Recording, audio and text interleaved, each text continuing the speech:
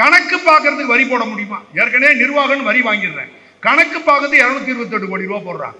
அது ஒரு வருஷத்துக்கு. ரெண்டையும் கூட்டினா 656 கோடி ரூபா ஒரு வருஷத்துக்கு. அப்ப ஒரு மாசத்துக்கு 54 கோடி, ஒரு நாளைக்கு 1 கோடியே 84 லட்சம் நம்மளுக்கு போகுது. இப்படி போய் கிட்டத்தட்ட 34,000 கோயில்கள்ல வந்து அர்ச்சகர்கள் இல்லை, தெருவில் விட்டுட்டாங்க. 34,666 கோயில்கள் தெருவில் விட்டுட்டாங்க. காரணம், அந்த கோயிலோட அன்றாட வருமானம் வந்து 27 ரூபா 39 பைசா. அதுக்காகத்தான் நான் உங்க ஊருக்குலாம் வரணுன்றேன். என்னன்னா இந்த டேட்டா தெரியணும். நான் அந்த டிபார்ட்மெண்ட்ல இருந்தவன், டிபார்ட்மெண்ட் போலீஸ் டிபார்ட்மெண்ட், அந்த டிபார்ட்மெண்ட்ல இல்ல.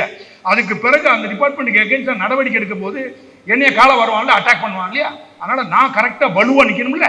அப்ப என்னுடைய நாலேஜை வளர்த்துக்கிட்டாதானே தெரியும். அப்ப நான் படிச்சு தெரிஞ்சுக்கிட்டதுனால அதுக்கான பெரிய பீத்திக்கிறதுக்காக அவங்கள்ட்ட சொல்லலை, தெரிஞ்சதை பகிர்ந்துக்கிறேன். அப்ப நீங்க போய் இன்னொரு ஆள்கிட்ட நீங்க பகிரணும். அப்ப ஈவோட்ட பேச போகும்போது, உங்க சம்பளம், ஈவோக்கு சம்பளம் கொடுக்குறாங்கல்ல கோயில்ல, ஈவோன்னு தெரியுமில்ல, எக்ஸிக்யூட்டிவ் ஆபீசர் கோயிலுக்கு கொடுத்துருக்காங்க அதிகாரி, அவனுக்கு சம்பளம் கொடுக்குறாங்கல்ல, அந்த சம்பளம் கண்டிப்பா மக்கள் வரி பணத்துல தான் கொடுக்குறாங்க. ஆமான்னு சொல்லுங்க. இல்லையா? சத்தியம். மக்கள் வரி பணம் தானே, மக்கள் வரி பணத்துல தான் கொடுக்குறாங்க. ஆமா ஆமா, மக்கள் வரி பணம் தானே கொடுக்குறாங்க. சொல்லுங்க சார், சத்தியம். அம்புட்டும் போய் எல்லாம் கிடையாது.